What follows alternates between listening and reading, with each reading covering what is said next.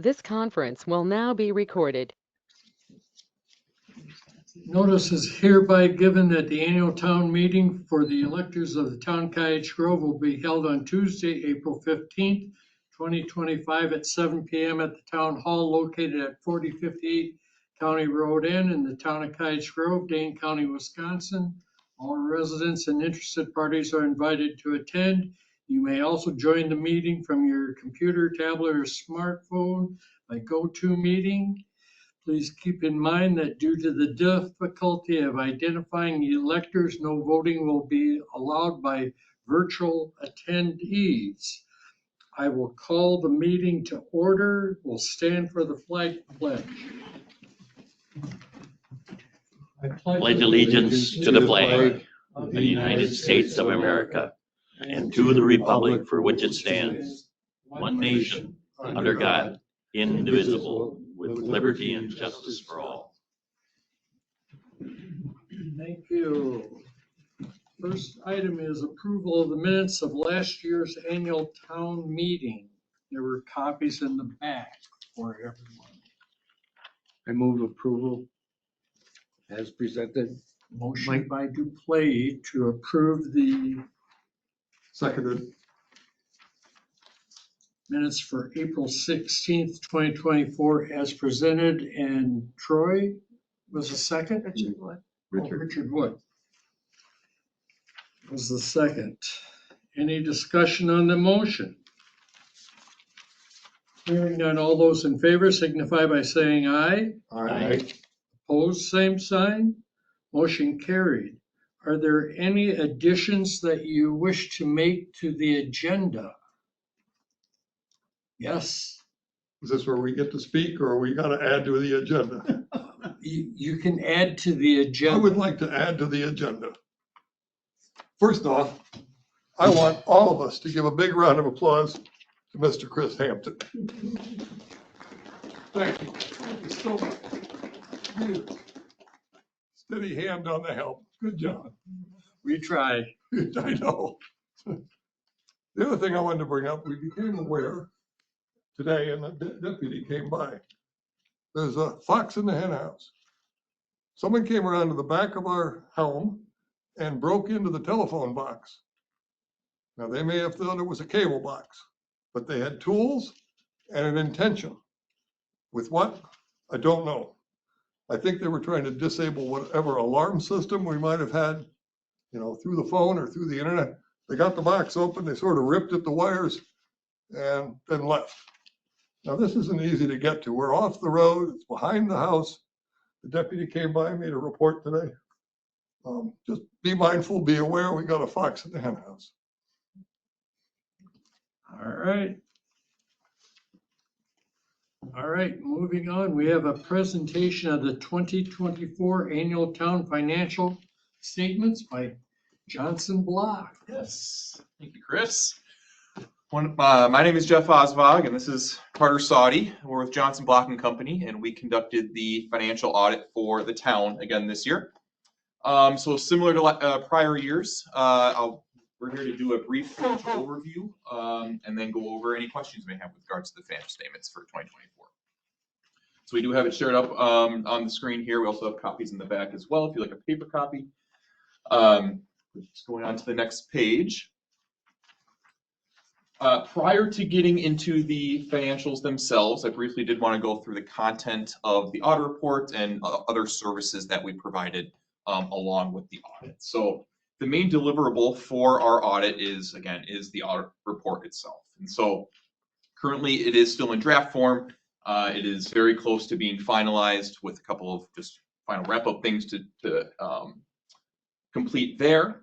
But once the audit report is issued, when you page through it, or if you were to page through it, we have some bullet points there on the screen of the items that you would see when you go through the audit report. First is the independent auditor's report, or our opinion letter. We did provide an unmodified opinion again this year, essentially noting that the financial statements are presented fairly in all material respects and that they are in accordance with generally accepted accounting principles. And an unmodified opinion is actually the highest level of assurance we can provide in an audit engagement. After that come the two different sets of financial statements. So you have the government-wide financial statements and then the fund financial statements.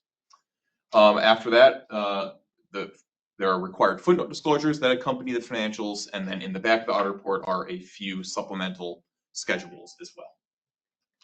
To go along with the audit, we were also engaged to compile and submit the town's annual Form CT, or Municipal Financial Report. That is a required report that is due to the Wisconsin DOR. So that is actually due on May 15th. It is currently, has been drafted, and we are going to be starting the review process on that. So we'll be getting you a draft, Kim, shortly on the Form CT. And then lastly, at the end of the audit process, we were required to provide governance a few standard audit communication letters. These letters identify any journal entries that we had during the audit process. If we came across any disagreements with management or difficulties during the audit, which we did not have. It also identifies if there's any significant or sensitive estimates within the financial statements. But that is, these are all pretty standard communications. We did, another letter we are required to provide is identification of any deficiencies in internal controls. As part of the audit process, we are also required to review municipalities' internal control procedures and identify any potential deficiencies there. We did have one deficiency. It was the same one as reported on in past years, very common one for smaller municipalities with regards to material audit adjustments that were made during the audit process. But again, very common there, nothing unusual with regards to that. And then the last letter we had was, it's called a management letter, where we just provide some additional recommendations or items we wanted to convey to management and to governance. So now we get into the financials themselves. So this page here is essentially a condensed balance sheet of the general fund, which is the main and only fund now of the town. You'll note with the assets there that the majority of the assets at the end of 2024 were in the form of cash, essentially cash, taxes receivable, and then other assets. Next, you had your liabilities of accounts payable, accrued payroll type liabilities. And then there was a new line this year for short-term note payable that the town took out towards the end of 2024. This has typically been the town's sort of procedure there, taking out a short-term loan towards year end to help assist with financing road work and other items like that. As you can see, there was not a short-term loan at the end of 2023, but now there was one taken out at the end of 2024. And then you also note there the grant advance payable line had a zero balance at the end of 24. And that specifically was related to essentially almost all municipalities, I'd say, got federal funding in the past couple of years from, it was called ARPA funding. And so for any funds that were not spent, though it was required to be shown as a liability on the books, essentially. And so once allowable expenditures were expended, you could recognize revenue in that year. And so with the zero balance of the grant advance payable, that's essentially just noting that there was revenue recognized and reported in 2024. Next come the deferred inflows of resources. The main item there, it relates to the 2024 tax levy. So that's the tax levy assessed in 2024 to be collected and reported as revenue in 2025. And then the net amount, the remaining amount, is fund balance. And at the end of the bottom of the page there, you'll note we do split fund balance out by the different fund balance classifications. So you have non-spendable, restricted, committed, assigned, and unassigned. And then we have that sentence there noting unassigned fund balance is 39% of 2025 budgeted expenditures. And the reason we note that, a couple reasons. One, the town actually has a fund balance policy for unassigned fund balance to be anywhere from 20 to 25%. So as you can see, the ratio there at the end of 2024 far exceeds what the town's recommended policy is. Another reason we note that is just to get a sense of what the town's reserve is in place in case of any unexpected expenditures, decreases in funding, things like that. So overall, the town does have a very healthy reserve, quote unquote, reserve in place in case of any of those unexpected issues, or if there was if the town decided to use fund balance to help finance just general expenditures overall. So overall, though, the moral of the story there is that the town does have a very healthy reserve. The next page at the top there, we essentially have a condensed budget to actual statement. So overall, for the 2024 budget, the amended budget, the town was expecting to use fund balance about $304,000 worth for 2024. Where in actuality, fund balance decreased, or there was a use of fund balance of about almost $162,000 in 2024. Overall revenues were exceeded expectations, exceeded budget by, I have this written down here to get the exact amount, by about $299,000, while expenditures were actually less than what was expected. Came in under budget by about $112,000 in 2024. And then we also have a comparison there of the general obligation debt outstanding compared to what the town's debt capacity was in 2024 and 2023. So the numerator there is the outstanding general obligation debt, and the denominator is the total debt capacity of the town for 2024. So overall, the town was only using just under 5% of its overall potential debt capacity. So well within the town's means there. Page 3, now we get into some historical sort of trend analysis here of the general fund's expenditures. And I won't get too in depth on historical data per se, mostly looking at 23 and 24, but you'll see that that blue line there has a pretty significant spike. And so that blue line is capital outlay expenditures. And so from 2023 up to 2024, the main capital outlay expenditure for 24 was the purchase, or the purchase of a new jointly owned fire engine, essentially with the village. So that was the main reason for that spike there. The green line, you'll note, also increased a little bit. That's public works, and so that was mostly related to just increased public works projects and costs associated with those. But overall, other than those between 2023 and 2024 expenditures were pretty consistent in the other expenditure classifications for the most part. Next, here we just have another comparison of 2024 and 2023 expenditures, now just in pie chart form, pie graph form, and you'll note there that we also have the percentages of each expenditure classification as it relates to the total expenditures as a whole. And so due to that significant fluctuation in capital outlay, that affected basically all the other allocations, increasing or decreasing those during 2024. So that's sort of hard to read on the screen here, but for example, the largest fluctuations in the different pieces of the pie, public works was 25.5% of expenditures in 2024 compared to 34.5% in 2023, while capital outlay increased up to 28.2% in 2024, and it was only 14.5% in 2023. But actually all the other expenditure classifications were fairly consistent, within 2 to 3 percentage points differences between years. On page 5, we get into another historical 5-year analysis now of the general fund's revenues.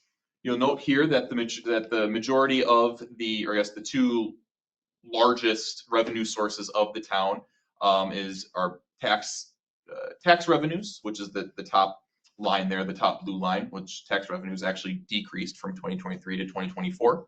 And then I guess in a typical year, the green line there is the second largest revenue source, and that is intergovernmental revenues.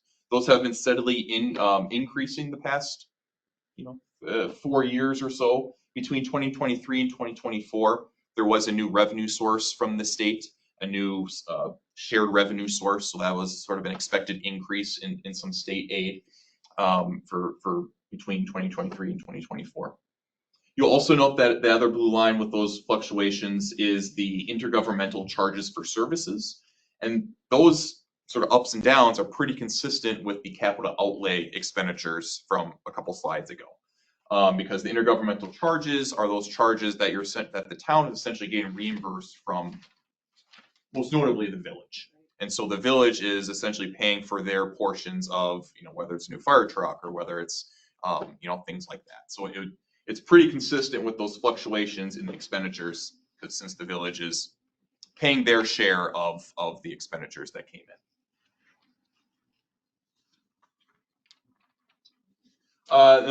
We also have a pie chart analysis now for the general fund revenues. Similar to expenditures, there were a few revenue classifications that did have some fluctuations in the percentages of total revenues. For example, taxes in 2024 was 40.7% of revenues in 2024 compared to 52.9% in 2023. But at the same time, intergovernmental charges for services increased from 9.4% in 2023 up to 21.2% in 2024. And again, similar to expenditures, the other revenue type classifications were pretty consistent. Again, 1, 2, 3 percentage points differences between years.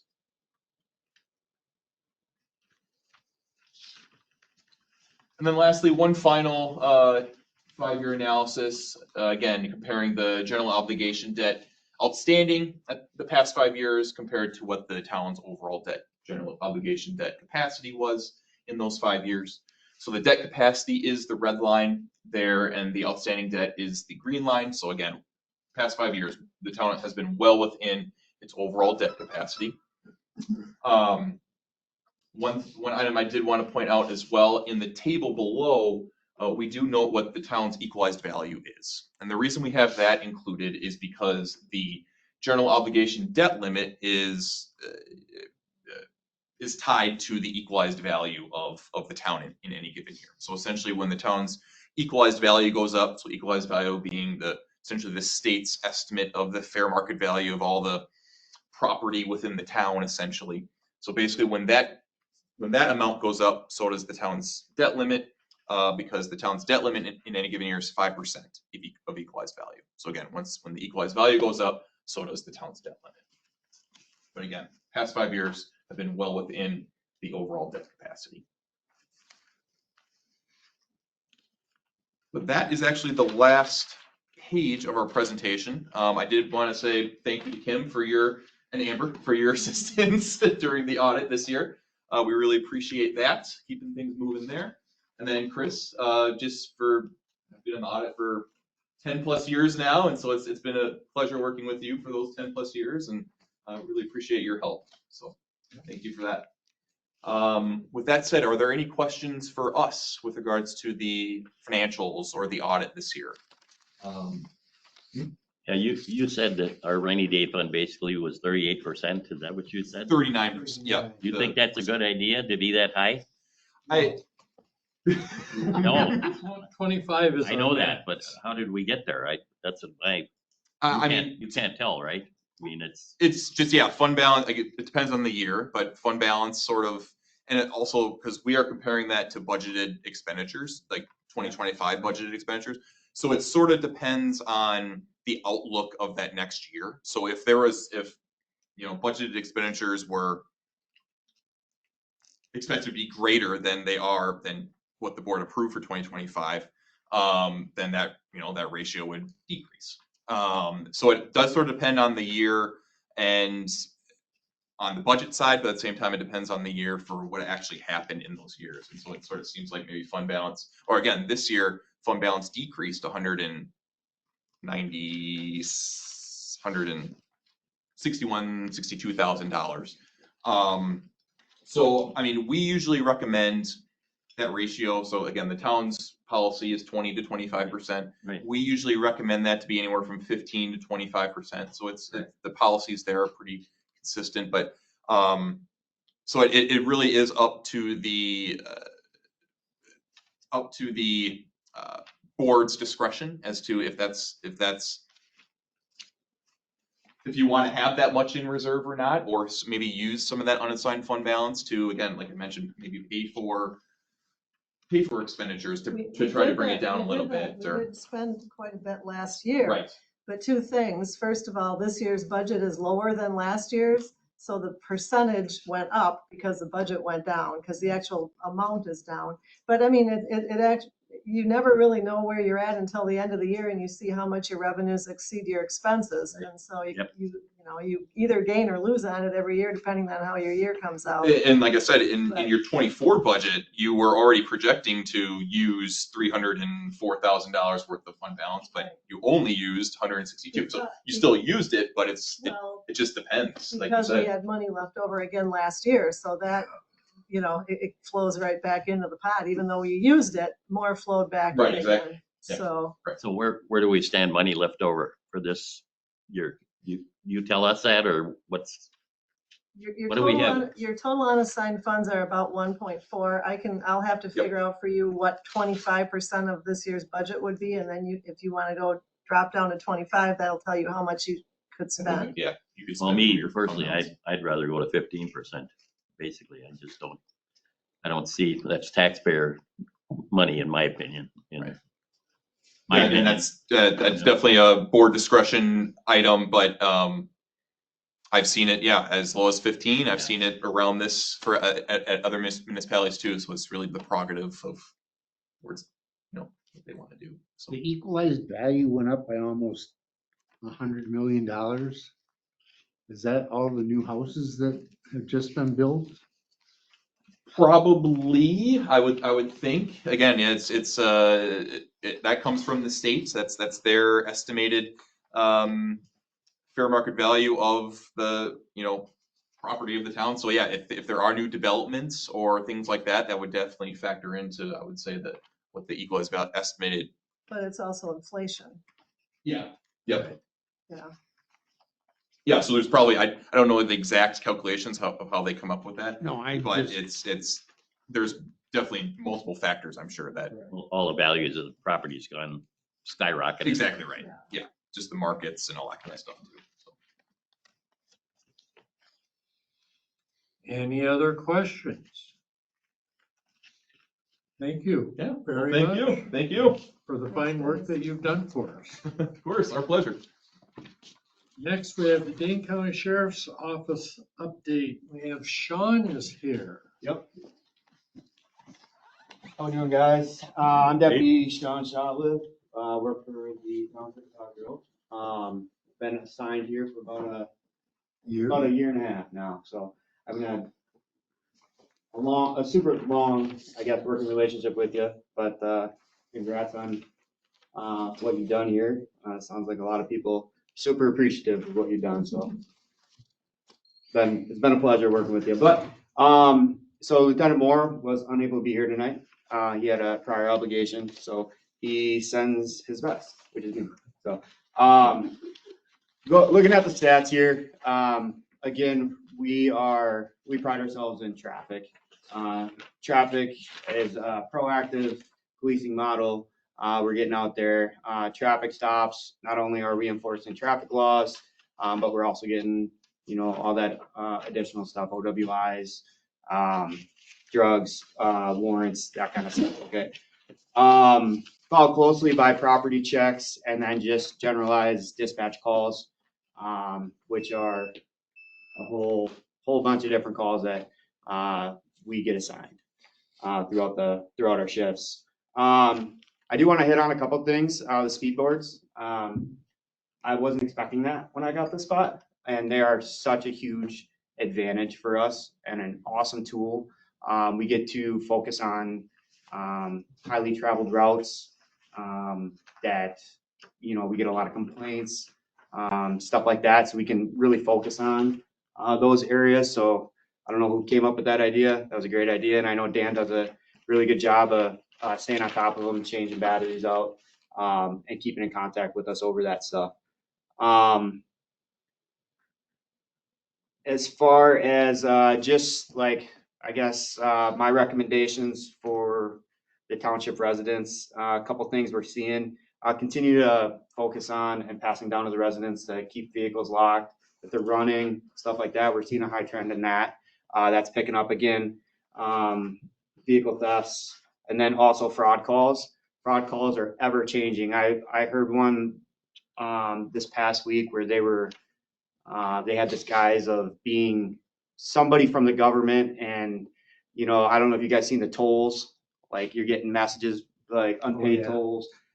If anybody's asking you to put money on a card or asking for passwords and stuff, trust but verify, hang it up, call your provider, whoever they're pretending to be. And then that's basically all I have. Do you guys have any questions on? I shouldn't have paid that toll in, right? Yeah, don't pay that toll. Oh yeah, don't do that. Don't fall for that stuff. So there's one chart, this chart. Yep. So what is the 940? Is that home break-ins or person check? Those are check persons. Okay, Yep. the alignment isn't real. Yeah, it's precise. kind of a little. Well, I'm glad to skewed. hear it's not home breaking. Yeah. No.